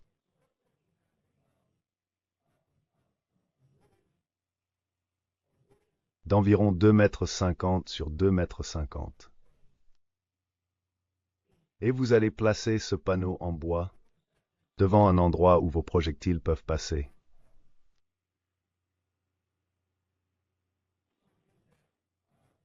D'accord? Supposons que vous utilisiez des balles de ping-pong et que de l'autre côté, vous ayez, vous savez, une forme de matériau mou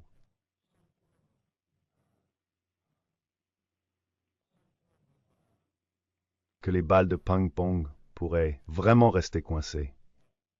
Tu vas les propulser très vite avec un lanceur de balles de ping-pong, juste pour l'effet. Imagine la scène. J'ai un lanceur de balles de ping-pong, ou imagine des billes de peinture à la place. Prenons cet exemple, c'est plus parlant. Donc tu as des billes de peinture et un lanceur automatique de paintball.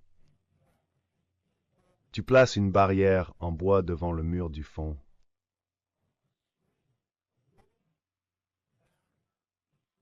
Pour tirer dessus avec les billes de peinture. Tu fais une fente dans la barrière en bois. Entre le mur du fond et le pistolet. Visualise bien la scène. Si tu tires rapidement des billes de peinture, à travers la fente, le motif que tu verrais sur le mur ressemblerait à une ligne unique. Une ligne verticale, là où les billes ont traversé la fente.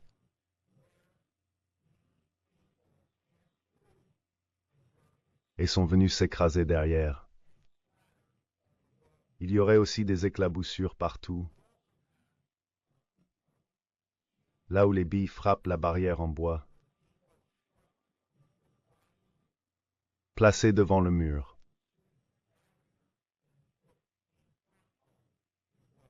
Imaginez la scène. Si vous ajoutez une deuxième fente à côté de la première, disons espacée de quelques centimètres, et que vous refaites la même expérience. Vous tirez des billes de peinture sur ces fentes rapprochées. Vous verrez le même motif apparaître sur le mur derrière les deux fentes. Il y a donc une barrière avec deux grandes fentes verticales. Et vous tirez des billes de peinture. Elles passent par les deux fentes et atteignent le mur du fond. C'est logique. Logiquement, on s'attend à voir un motif sur le mur du fond qui reprend la forme des deux fentes. Deux traits verticaux là où les billes auraient peut-être ou l'autre fente et auraient touché le mur derrière la barrière que vous avez installée. C'est la fente. Certaines billes auraient traversé une des fentes, d'autres par l'autre, et certaines auraient touché le mur. La barrière de séparation, la barrière avec les meurtrières, sans traverser les fentes, pour atteindre le mur du fond. J'espère que c'est assez clair et que vous voyez ce que je veux dire. Si vous avez du mal à imaginer ça, je vous conseille d'aller sur YouTube ou sur un autre site du même genre et tapez simplement expérience des deux fentes. Vous verrez plein de vidéos explicatives qui sont très intéressantes. Bref, c'est évident. Iglesia Race, quand on fait passer un objet à travers une ou deux fentes, le motif observé, peu importe l'instrument utilisé. De l'autre côté des fentes, on observe des lignes verticales semblables aux fentes. Ce que voulaient vraiment étudier les physiciens quantiques, c'est comment la matière se comporte à l'échelle microscopique. Est-ce le même comportement qu'à grande échelle? Ou alors est-ce différent? Le comportement change-t-il au niveau quantique? Au lieu d'envoyer de gros morceaux de matière, ils ont envoyé de très très petites particules, de tout petits fragments de matière, infinitésimaux. Toujours de la matière, appelée électron. Aujourd'hui, ils font cela avec ce qu'ils appellent un voltmètre électronique.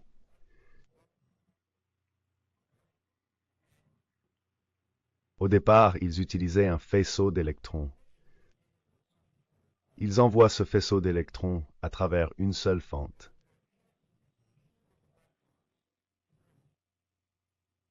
Et ils obtiennent une ligne. Mais quand ils le font passer par deux fentes, ils n'obtiennent pas le résultat attendu. Ils ne voient pas deux lignes sur le détecteur, derrière la barrière à deux fentes. À la place, ils obtenaient le motif produit par une onde.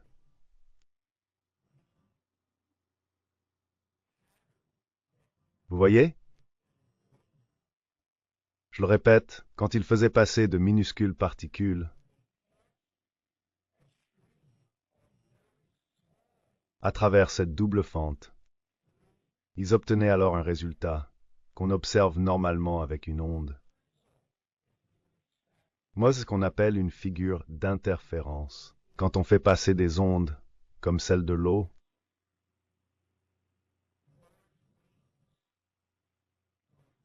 à travers deux fentes, là où les ondes traversent les fentes, et qu'elles ressortent de l'autre côté. Dans une onde, il y a des crêtes et des creux. Quand les crêtes se rencontrent, l'énergie augmente.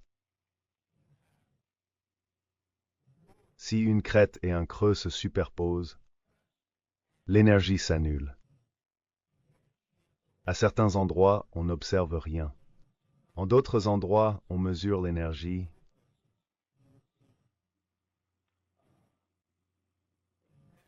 avec laquelle l'onde atteint le détecteur. C'est ce qu'on appelle une figure d'interférence. On peut l'observer quand la lumière traverse un obstacle. De l'autre côté, on observe alors ce qu'on appelle un motif d'interférence. Si on fait passer la lumière à travers un matériau translucide, on voit ce motif dans l'ombre, sur la surface de réception. Ils ont ensuite la même expérience avec un flux de Gauss, particules infimes de matière, qu'on appelle des électrons. En les faisant passer par deux fentes, ils ont obtenu un motif d'interférence, comme si c'était une onde et non de la matière. Alors ils se sont dit, on doit vérifier ce résultat. Parce qu'on ne le comprend pas. On fait passer de toutes petites particules à travers deux fentes. Mais quand on utilise des particules plus grandes, cela donne deux traits sur l'écran. Mais avec de toutes petites particules d'ever, on voit une figure d'interférence. Comment est-ce possible? Ils ont pensé que les électrons se heurtaient entre eux et que c'est ça qui formait le motif, en traversant les deux fentes. Ils ont donc voulu éliminer cette possibilité.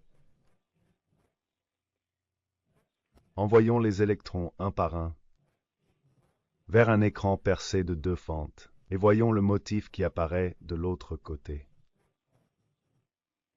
Sur l'écran de mesure placé derrière cette barrière, qui comporte deux fentes, ils utilisent alors un canon à électrons qui envoie les électrons un par un. Après des heures à envoyer les électrons un par un à travers cette barrière qui possède deux fentes, un motif d'interférence apparaît sur l'écran éloigné, derrière la barrière. Réfléchissez à ça. C'est comme lancer une balle de peinture à chaque fois à travers ces deux fentes. Et de l'autre côté, on ne voit pas deux lignes. On voit un motif ondulatoire.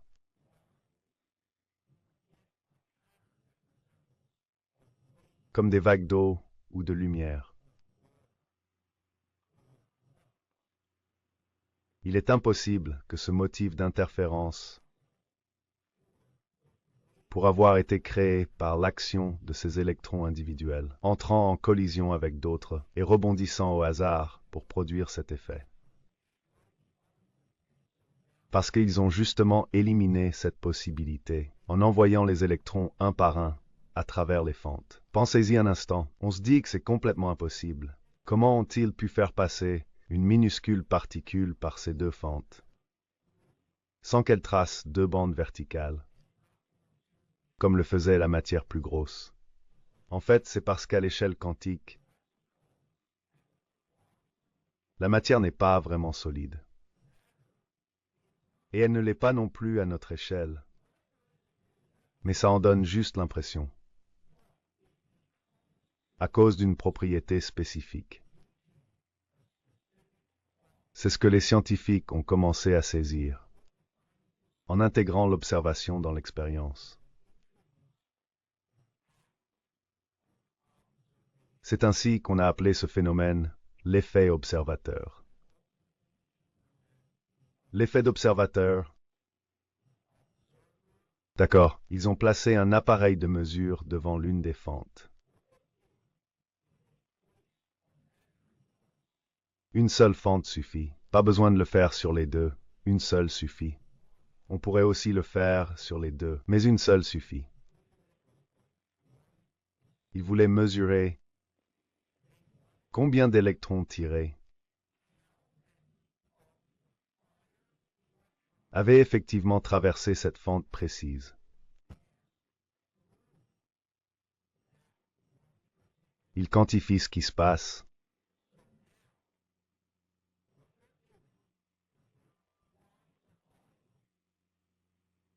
à un endroit précis de l'espace.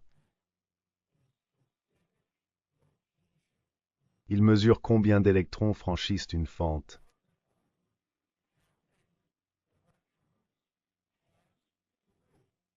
Par rapport au nombre envoyé. Quand ils ont placé un appareil capable de détecter cela, capable de savoir quand un électron passe par la fente, le résultat a changé.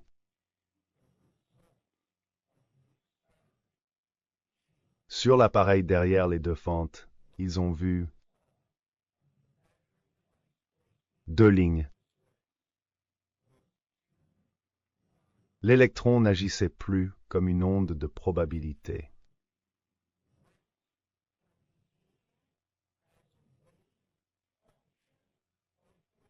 Dès qu'on l'observait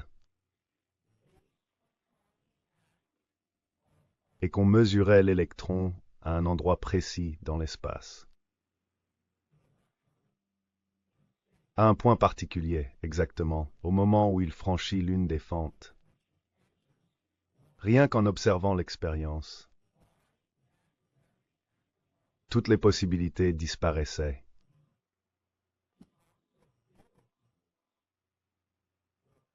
Les scientifiques ont alors compris, lors de cette expérience, que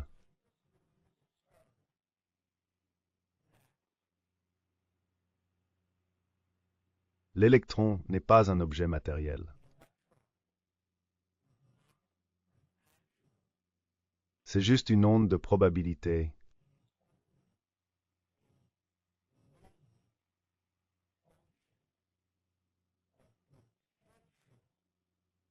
qui peut devenir une particule. Je le répète, au final, les scientifiques ont découvert que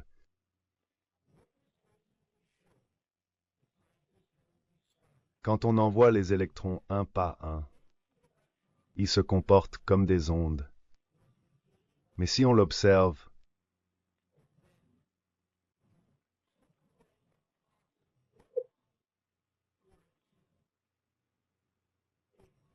on force l'électron à devenir une particule. Tout dépend de la façon dont on observe l'expérience. En plaçant un détecteur sur l'une des fentes et en comptant combien d'électrons passent, par chaque fente. Vous faites s'effondrer la potentialité de l'électron.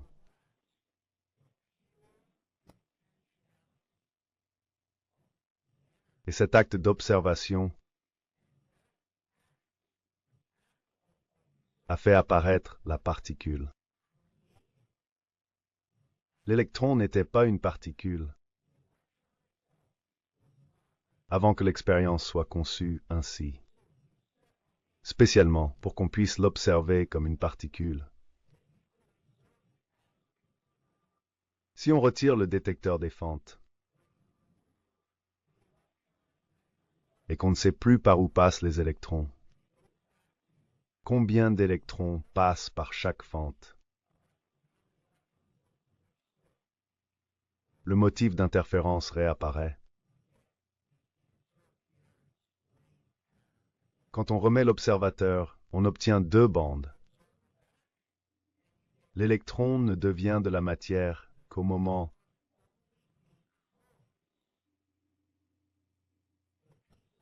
où on l'observe ainsi, ou encore quand on attend ce comportement. Pourquoi? C'est vraiment incroyable. Et les scientifiques ont eu du mal à l'accepter. Que la matière est une onde de potentiel.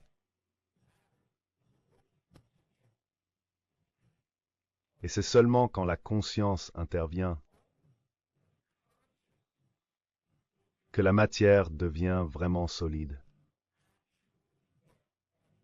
Est-ce qu'on crée alors une particule ou un événement?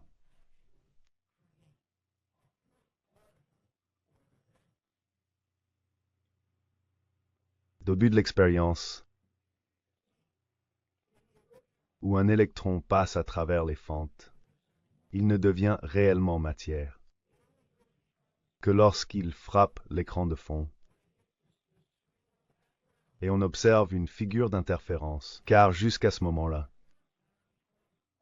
il n'était qu'une onde de potentiel pur. Pour aller un peu plus dans les détails techniques, et peut-être perdre certains au passage, c'est ce qu'on appelle la superposition. En fait, toutes les possibilités que l'électron aurait pu réaliser, il les a réalisées. Il a touché l'écran et a rebondi. Il est passé par la fente de gauche. Il est passé par la fente de droite. Mais le plus étonnant, il est passé par les deux fentes en même temps.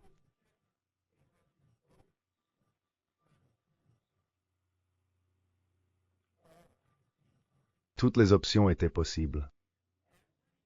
Il le faisait quand il était une onde. C'est la seule manière d'obtenir une figure d'interférence. L'électron est entré en interférence avec lui-même, après avoir traversé l'écran comme une onde de potentiel. Qu'est-ce que ça implique pour la conscience? Autrement dit, tant qu'on n'observe pas les choses autrement, et tant qu'on ne repense pas notre place dans l'univers,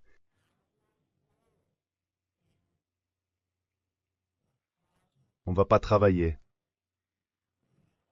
avec tout le potentiel dont nous disposons. Et on réduit cette fonction, cette onde de potentiel, en quelque chose qu'on ne veut pas forcément vivre, à moins d'observer les choses autrement,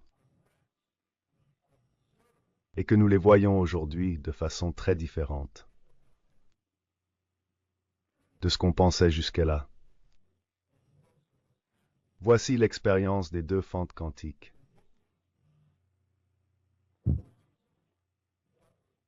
En fait, cette expérience montre comment la matière se comporte au niveau quantique et que nos propres observations influencent ce comportement, mais aussi ce que l'on s'attend à voir. Si on garde le même état d'esprit, on aura encore les mêmes résultats. Si on change notre façon de penser, on obtiendra des résultats différents. C'est la conscience, le fait d'observer,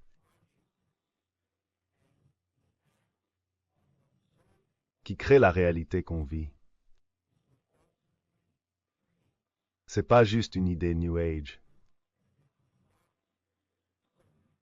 C'est confirmé par la science. Et c'est vraiment ainsi que les choses fonctionnent à grande échelle. Ce qui s'effondre, c'est tout le champ des possibles. Les possibilités que nous vivons, ce sont nos choix. Nous choisissons librement d'agir. C'est comme ça que nous réduisons toutes les potentialités. Le champ des possibles, le champ unifié où existent toutes les potentialités. On les manifeste en événements. Par nos choix, c'est ainsi que nous faisons l'expérience du réel.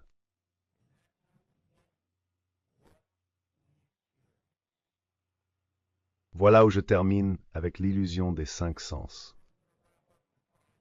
Si vous saisissez vraiment cette expérience, si ça ne vous bouleverse pas, c'est que vous n'avez pas compris. Je le répète, si ça ne vous étonne pas vraiment, alors c'est que vous avez vraiment tout saisi. Si ça vous sidère totalement, et que vous n'y croyez pas tout de suite, c'est normal, les scientifiques aussi ont réagi comme ça. Je vous invite à voir la vidéo de l'expérience à double fente. Je mettrai peut-être un lien dans la section podcast, mais je vais m'arrêter là pour l'illusion des 5 sens. La semaine prochaine, on poursuivra sur les obstacles à l'éveil de soi, et on évoquera l'ego, la prison de l'hémisphère gauche et les croyances imposées par la société. Je vais finir l'émission un peu plus tôt cette semaine, et on se retrouve ici la semaine prochaine, à 20h, heure de l'Est. Vous étiez sur What on Earth is Happening. Je suis Marc Passio, votre hôte. Retrouvez-moi sur whatonearthishappening.com et le site du réseau revolutionbroadcasting.com. Bonne nuit tout le monde, à mardi prochain soir.